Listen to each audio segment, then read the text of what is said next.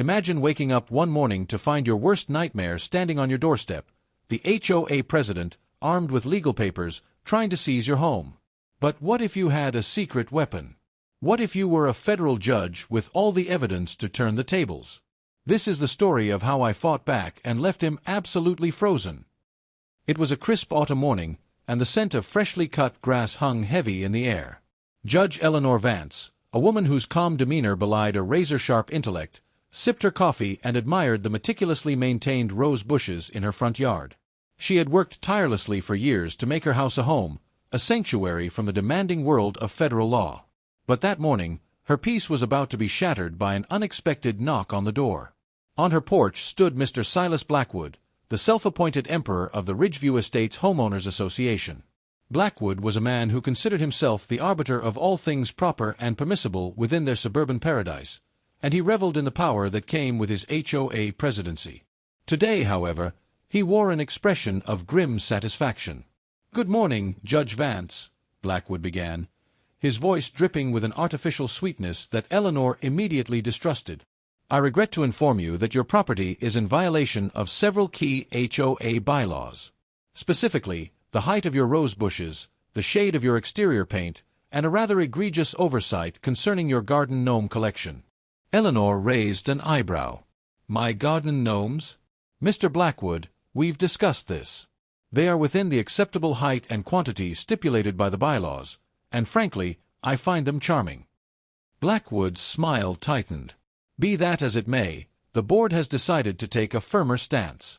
Furthermore, these persistent violations, coupled with your, shall we say, reluctance to comply with previous warnings, have led us to a most unfortunate conclusion."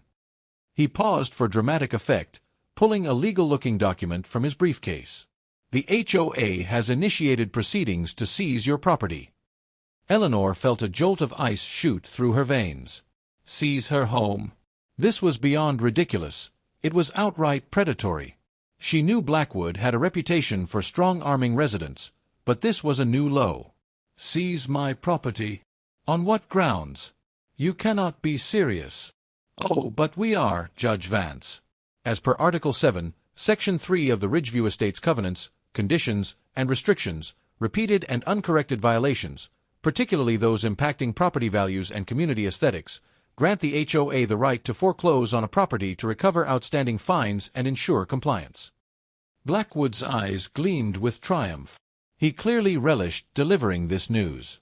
"We've tried reasoning with you, but your defiance has left us no choice." Eleanor stared at the document in his hand. It was an official notice, complete with seals and legal jargon. Her mind, accustomed to dissecting complex legal arguments, immediately began searching for loopholes, for any way to fight back against this audacious power grab. Then, a thought struck her. A very specific, very powerful thought. A slow smile began to form on her face, a dangerous glint in her eyes.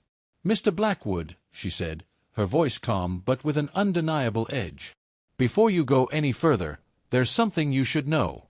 Something I've kept private, for obvious reasons, but which is highly relevant to this situation." Blackwood looked momentarily nonplussed by her sudden change in demeanor. He expected anger, frustration, perhaps even tears. Not this quiet confidence. "And what might that be, Judge Vance?" he asked, trying to regain his composure. "You've been calling me Judge Vance out of politeness, I assume," Eleanor continued, her gaze unwavering. "But it's not just a courtesy title, Mr. Blackwood. It's my profession." She paused, letting the words hang in the air. "I am a sitting federal judge. If this story of fighting back against an overreaching HOA resonated with you, hit that like button. And don't forget to subscribe for more incredible tales of justice, defiance, and unexpected twists. What would you do if your HOA tried to seize your home? Let me know in the comments below.